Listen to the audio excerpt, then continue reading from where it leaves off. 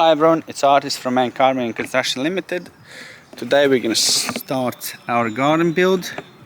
So we're just putting some stakes in, marking out obviously our groundwork first. Ideally you would have a marker spray so you can mark where you want to be. I don't have, but what I'll do, I'll put string line around, put some stakes where I'm drilling, and I drill it off the stakes in. We will be using auger drill, and we will be having 200mm piles, and we're going to put some of the rebar in it as well to strengthen it all up. As you can see, we've got a slab here which we're going to utilize. We're going to use that and pack off that, and that used to be a shed, so yeah, we can utilize that. Here the design basically will be built as we go, but in short, the actual room will be about 4 meters from outside to outside, and then there'll be a meter like an overhang, like an area for you to sit in, all in cladded in cedar. So got some wood here, we ordered some more. This is what's left over from jobs, previous ones, so we're gonna use what we can. And yeah, so at the minute I'm just going to be marking it out, and once we're ready, once it's all marked out, make sure it's all parallel and that, we're going to start drilling. So yeah, just finish the stakes on the other side. I've done them here. I used laser level to square it off. Obviously it would help if it wouldn't be as sunny, but I mean, it works. That's how we can get it all squared up nicely to make sure it's square. What we're doing, yeah, we don't want to be out of square, so obviously within a few millimeters. So that's why I'm using to get it square. I find it's the best tool. But yeah, sun doesn't help when you try to use laser level, but with using a bit of block and stuff like that, yeah, you can get it done. So yeah, without further ado, I'll just crack on with marking it out, and I will catch up with you in a bit. So I hope you can enjoy it, and see you soon.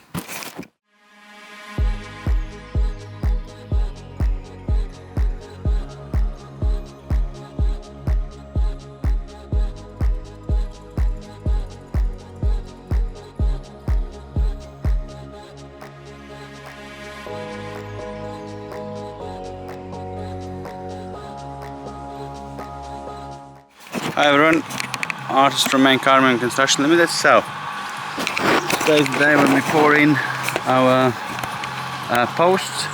So what we've done, we've used auger drill bit.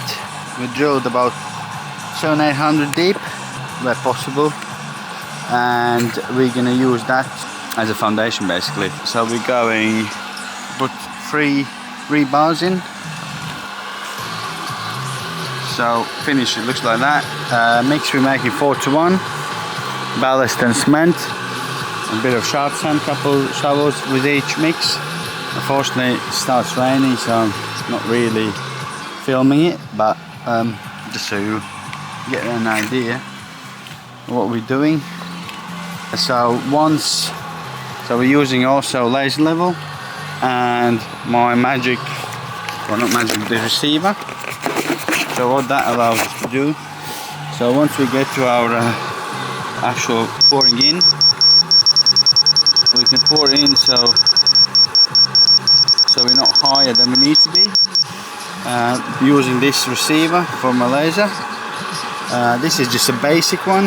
You obviously get a groundworkers one, they're slightly better. I'm just using my normal Bosch laser level, which I can actually do a review on a bit later. So ideally, if you have one, then you can make sure when you pour your concrete that it's all within a couple millimeters, 5-10 mil, because yeah, depending on the ground, you don't know what the ground's going to be like.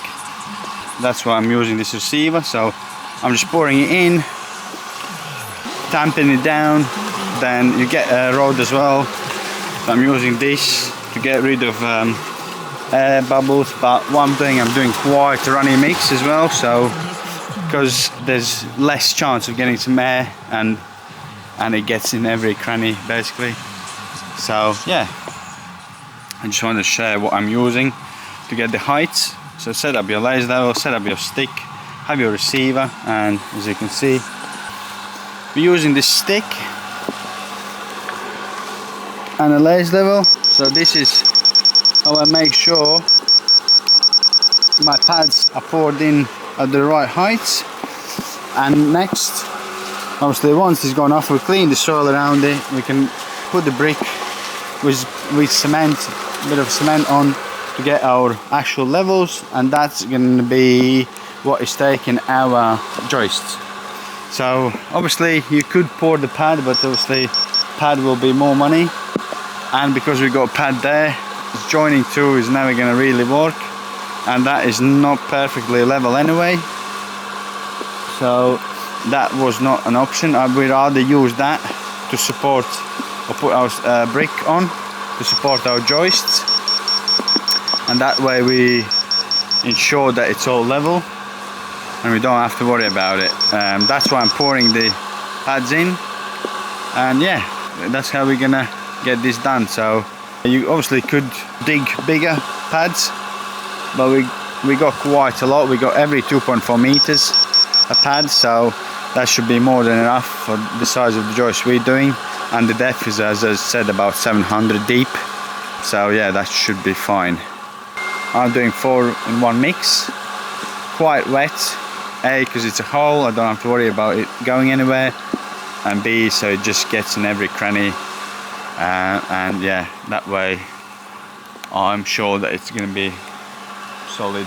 So yeah, I hope you are enjoying it, and I will catch up with you in a bit. Hi everyone, just a catch up on a job. So we got some light changes. We had to create another series of holes because this part will be like a decking, so like recessed in, and this is roughly, you can see my mark, where we're gonna have our double joist and a wall coming up, wall of the front of the actual garden building, and this double again is spanning just under 2.3 meters,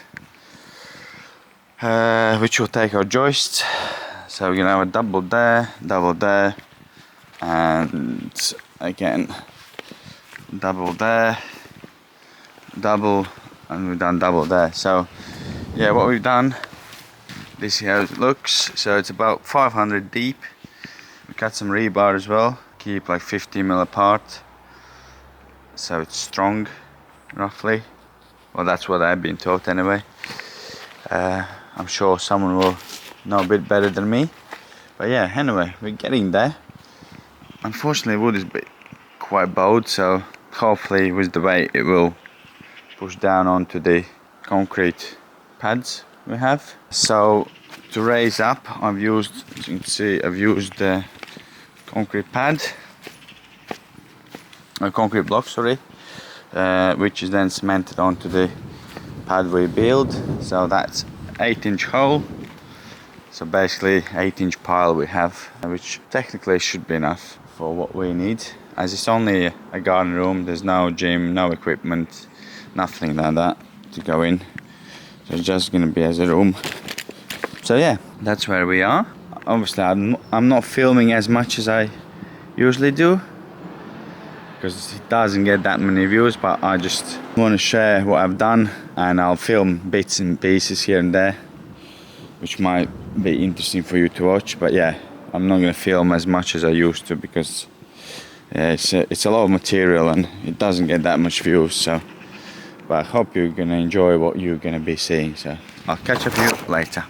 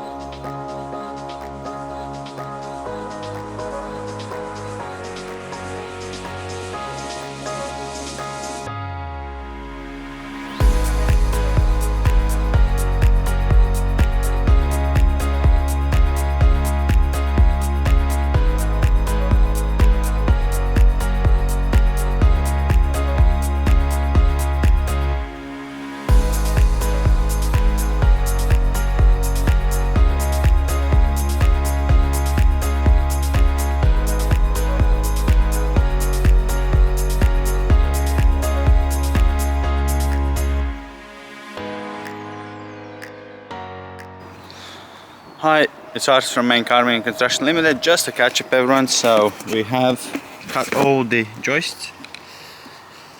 We're using 6x2s.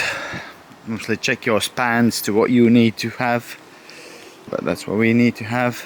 As you know, we have piled holes to take concrete blocks because the ground is so out of level. It's pretty much touching at that end the grass, and here, as you can see, we're like fair bit up, so mostly it will depend on the ground of what you need to do. We decided this way because we had already slab poured to stop, you know, we could use that to that was for the shed, so we used that to go off as well rather than breaking it all up and redoing it all, and because it's going to be insulated between the joists, so that's fine. The only obviously downside possibly could be for some the height. Also, you can't build it as high as you want, so I think it was 2.4 meters it has to be, so yeah, that's the only thing you need to watch to the top of the roof for the garden building anyway. So yeah, so what we gonna do next, we need to finish nailing the joist hangers on the sides. You would have seen me nailing all these on. We are one joist hanger short. That's right, when that comes we fit this one in. We're just one short at the minute. I don't know what happened, someone lost the count. Where we had our doubles put in, we've put the concrete blocks under. So on the front where we're gonna have a wall, so this will be a little bit of a deck, and that'll be our wall up, and this will be like a canopy thing. So what we've done, we've doubled it up under where the wall will be, and we put a more frequent pads underneath. So it's every 1.1 meters. So yeah, it's all taken up so they can take that load coming down, because this mainly will take the deck really.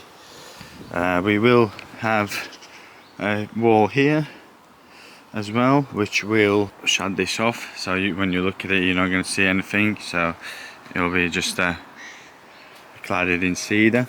So cedar's there. So yeah, that's where we are with it.